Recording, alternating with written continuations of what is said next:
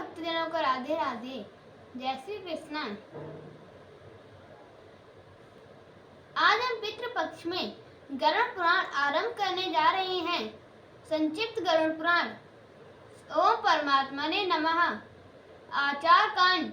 भगवान विष्णु की महिमा तथा उनके अवतारों का वर्णन। नरश्रेष्ठ भगवान श्री नारायण और भगवती सरस्वती तथा व्यास देव को नमन करके पुराण का प्रवचन करना चाहिए। जो जन्म और जरा से रहित कल्याण स्वरूप अजन्मा तथा अजर है, अनंत एवं ज्ञान स्वरूप है, महान है, विशुद्ध मल रहित, अनादि एवं पांच भौतिक शरीर से हीन है, समस्त इंद्रियों से रहित और सभी प्राणियों में स्थित है, माया से परे है, उन सब व्यापक परम पवित्र मंगलमय अद्वय भगवान श्री हरि की मैं वंदना करता हूँ। मैं मन, वाणी और कर्म से विष्णु से ब्रह्मा, गणेश तथा देवी सरस्वती को सदा नमस्कार करता हूँ।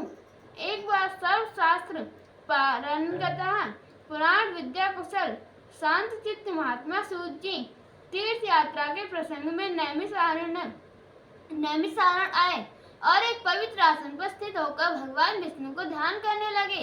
ऐसे क्रांतिदर्शी तपस्वी का दर्शन करके नैमिषारण वासी सौनकादि मुनियों ने उनकी पूजा की और स्तुति करते हुए उनसे यह निवेदन किया। ऋषियों ने कहा, हे सूत जी, आप तो सब कुछ जानते हैं, इसलिए हम सब आपसे पूछते हैं कि देवताओं में सर्वश्रेष्ठ कौन है, ईश्वर में कौन है और कौन पूज्य है, ध्यान करने के योग्य कौन है, इस जगत के तत्वता पालन करता संहारता कौन है, किनके द्वारा यह सनातन धर्म प्रवर्तित हो रहा है और दुष्टों के विनाशक कौन है, उन देव का कैसा स्वरूप है, किस प्रकार इस संपूर्ण जगत की सृष्टि हुई है, किन व्रतों का पालन करने से वे देव एवं संतुष्ट होते हैं, किस योग के द्वारा उनको प्राप्त किया जा सकता है, उनके कितने अवतार हैं, उनकी वंश परंपरा कैसी है, वर्णाश्रम आदि धर्मों के प्रवर्तक एवं रक्षक कौन है। हे महात्मा सूत जी, इन सबको और अन्य विषयों को हमें बताइए तथा भगवान नारायण सभी उत्तम कथाओं का वर्णन करें। सूत जी बोले, हे ऋषियों, मैं उस गरुड़ महापुराण का वर्णन करता हूँ जो सारभूत है और भगवान विष्णु की कथाओं से परिपूर्ण है। प्राचीन काल में इस पुराण को श्री गरुड़ जी ने कश्यप ऋषि को सुनाया था और मैंने इसे व्यास जी से सुना था। हे ऋषियों, भगवान नारायण सब देवों में श्रेष्ठ देव हैं। वे ही परमात्मा एवं परम ब्रह्मा हैं। उन्हीं से इस जगत की उत्पत्ति, स्थिति और संहार की क्रियाएं होती हैं। वे जरा मरण से रहित हैं। वे भगवान वासुदेव अजन्मा होते हैं। जगत की रक्षा के लिए सनत कुमार आदि अनेकों रूपों में अवतार ग्रहण करते हैं। हे ब्राह्मण, उन भगवान श्री हरि ने सर्वप्रथम कौमार सर्ग में सनत कुमार आदि के रूप में अवतार धारण करके कठोर तथा अखंड ब्रह्मचर्य व्रत का पालन किया। दूसरे अवतार में उन्हीं यज्ञेश्वर श्री हरि ने जगत की स्थिति के लिए हिरण्याक्ष के द्वारा रसातल में ली जाई गई पृथ्वी का उद्धार करते हुए वरा शरीर को धारण किया। तीसरे ऋषि सर्ग में देवर्षि नारद के रूप में अवतरित होकर उन्होंने सात्वत तंत्र नारद पांचरात्र का विस्तार किया, जिससे निष्काम कर्म का प्रवर्तन हुआ। चौथे नर नारायण अवतार में भगवान श्री हरि ने धर्म की रक्षा के लिए कठोर तपस्या की और वे देवताओं तथा असुर द्वारा पूजित हुए। पांचवें अवतार में भगवान श्री हरि कपिल नाम से अवतरित हुए, जो सिद्धों में सर्वश्रेष्ठ हैं और जिन्होंने काल के प्रभाव से लुप्त हो चुके सांख्य शास्त्र की शिक्षा दी। छठे अवतार में भगवान नारायण ने महर्षि अत्रि की पत्नी अनसुईया के गर्भ से दत्तात्रेय के रूप में अवतीर्ण होकर राजा अलर्क और प्रहलाद आदि को आन्वीक्षिकी ब्रह्मा उपदेश किया। सातवें अवतार में श्री नारायण ने इंद्रादि देवगणों के साथ यज्ञ का अनुष्ठान किया और इसी स्वयं भी मन्वंतर में वे आकुति के गर्भ से रुचि प्रजापति के पुत्र रूप में यज्ञदेव नाम से अवतीर्ण हुए। आठवें अवतार में वे ही भगवान विष्णु नाभि एवं मेरुदेव की पुत्री रूप में ऋषभ देव नाम से प्रादुर्भूत हुए। इस अवतार में उन्होंने नारियों की उस आदर्श मार्ग ग्रस्त आश्रम का निर्देशन किया जो सभी आश्रमों द्वारा नमस्कृत है।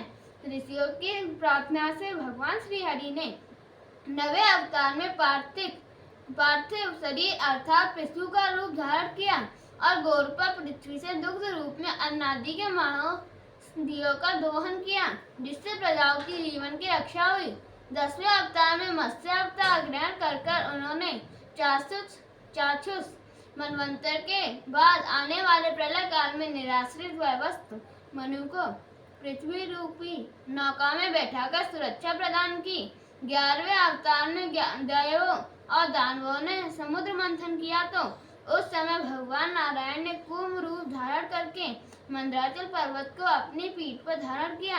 उन्होंने 12वें अवतार में धनवंतरी तथा 13वें अवतार में मोहिनी का रूप धारण किया और इसी स्त्री रूप में उन्होंने अपने सौंदर्य से दैत्यों को मुक्त करते हुए देवताओं को अमृतपान कराया। 14वें अवतार में भगवान विष्णु ने नरसिंह का रूप धारण कर अपने तेज नखाग्रों से पराक्रमी दैत्यराज हिरण्यकशिपु को हृदय को उसी प्रकार विदीर्ण कर दिया जिस प्रकार चटाई बनाने वाला व्यक्ति तिनके को चीर डालता है। 15वें अवतार में वामन रूप धारण करके वे राजा बलि के यज्ञ में गए और देवों को 3 लोक प्रदान करने की इच्छा से उनसे 3 पग भूमि की याचना की।